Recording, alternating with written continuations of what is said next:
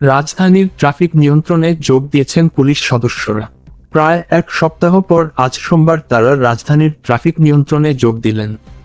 গতকাল রোববার থেকেই রাজধানীতে যানজট বেড়ে গিয়েছিল ব্যাপক হারে। আজও তীব্র যানজট আছে। রাস্তায় ট্রাফিক পুলিশের পাশাপাশি শিক্ষার্থীরাও দায়িত্ব পালন করছে। ঢাকা মেট্রোপলিটন পুলিশের ডিএমপি অতিরিক্ত পুলিশ কমিশনার মোহাম্মদ মুনিবুর রহমান বলেছেন, একটা ছন্দপতন হয়েছিল। আজ আবার ট্রাফিক পুলিশ সদস্যরা কাজে যোগ দিয়েছেন। এ সপ্তাহের মধ্যে সকলে যোগ দেবেন বলে আশা করা যায়। গণ আন্দোলনের জেরে গত সোমবার 5 আগস্ট শেখ হাসিনা প্রধানমন্ত্রীর পদ থেকে পদত্যাগ করেন। আন্দোলনের সময় অনেক থানায় হামলা হয়।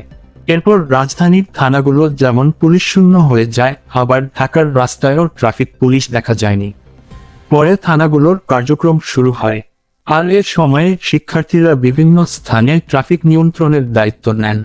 গত কয়েক দিন অবশ্য রাজধানীতে যানবাহন কম ছিল, কিন্তু গতকাল থেকে যানবাহন বাড়তে থাকে।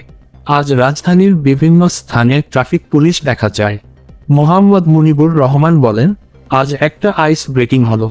রাজধানীর বিভিন্ন স্থানে ট্রাফিক পুলিশের সদস্যরা নেমেছেন।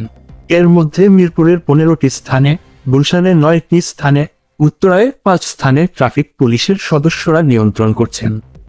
আন্দোলনের সময় রাজধানীর যাত্রাবাড়ি এলাকা অনেক দিন ধরে বন্ধ ছিল। সেখানে অনেক সহিংসতাও হয়েছে। আজ রাজধানীর বিভিন্ন স্থানে ট্রাফিক পুলিশ নামলেও যাত্রাবাড়িতে এখনো দেওয়া সম্ভব হয়নি বলে জানান মোহাম্মদ মুনিবুর রহমান। তিনি বলেন, যাত্রাবাড়ি এলাকায় স্বাভাবিক হতে কিছুটা সময় লাগতে পারে।